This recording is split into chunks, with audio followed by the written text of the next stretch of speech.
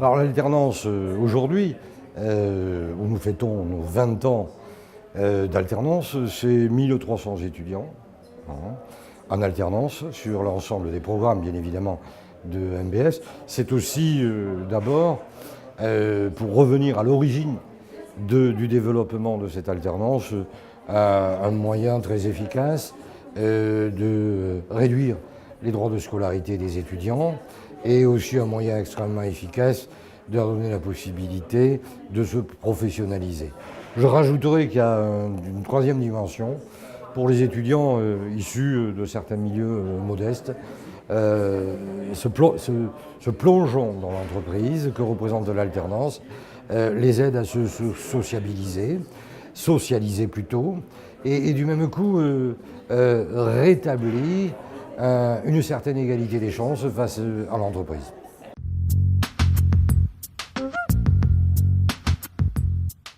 Alors, les méthodes d'apprentissage suivent, écoutez, ce que vous pouvez lire dans la presse. Bien, nous sommes tout à la fois, comment dirais-je, un mélange d'ancien et de moderne. Bien.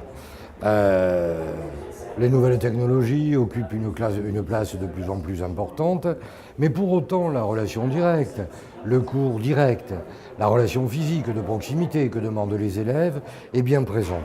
Nous développons aussi les travaux collaboratifs, les travaux de groupe. Nous mettons en place, on a parlé des Lego, eh bien oui, des business games, mais bien évidemment, nous allons chercher par tout moyen, les sources d'intérêt des étudiants, comme l'aïkido. Nous utilisons la force de l'autre. Si l'étudiant apprend mieux en jouant, eh bien, on va le faire jouer pour l'amener à nous. Bref, on ne va pas lui dire, écoutez, Schopenhauer est extraordinaire, Keynes, et il faut l'avoir lu. S'il n'est pas prêt à le lire, eh bien, si on peut les amener à accéder à ces connaissances par des jeux, eh bien, pourquoi pas? Et je crois que c'est ce que nous essayons de faire avec certaines réussites, puisqu'on mesure systématiquement notre niveau de performance.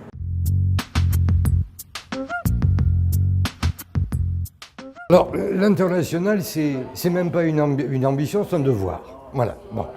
Pour une école de management, comme on peut tous le dire d'ailleurs, il n'y a rien de très original, il faut absolument que nos étudiants soient internationalisés. Bien sûr par la maîtrise des langues, sans oublier la langue française bien évidemment, par la compréhension des cultures, la confrontation culturelle également, que ce soit les étudiants, que ce soit les professeurs bien évidemment, qui sont de plus en plus des professeurs internationaux et étrangers, que ce soit aussi l'ensemble des personnels.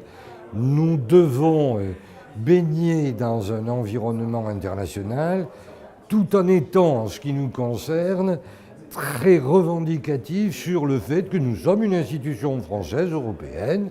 En tant qu'institution française, nous portons notre langue également.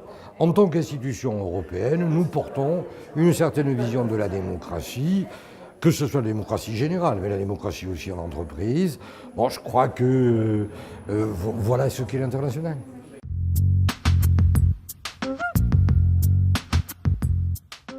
Je vous dis devoir, encore une fois. Bien.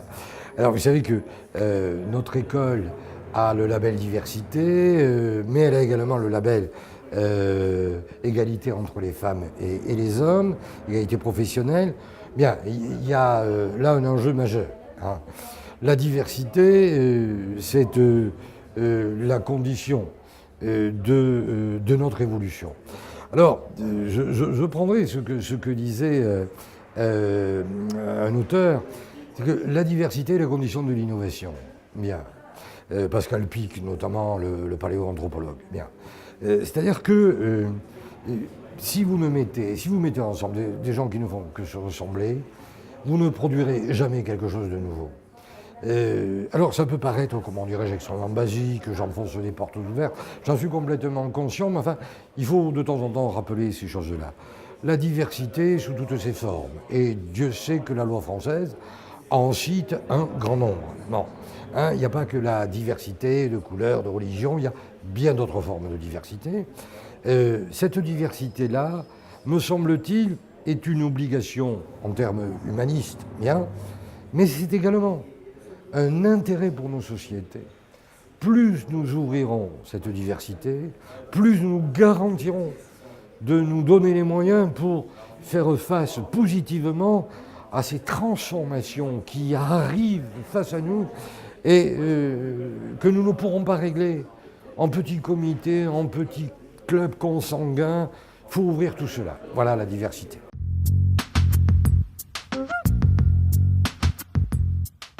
Alors la formation professionnelle à Montpellier Business School s'est développée au cours des années et là prend un essor assez important. Bon, d'abord, il y a le traditionnel MBA, Executive MBA d'ailleurs. Hein. Ensuite, nous avons des formations badge, c'est-à-dire labellisées par la conférence des grandes écoles.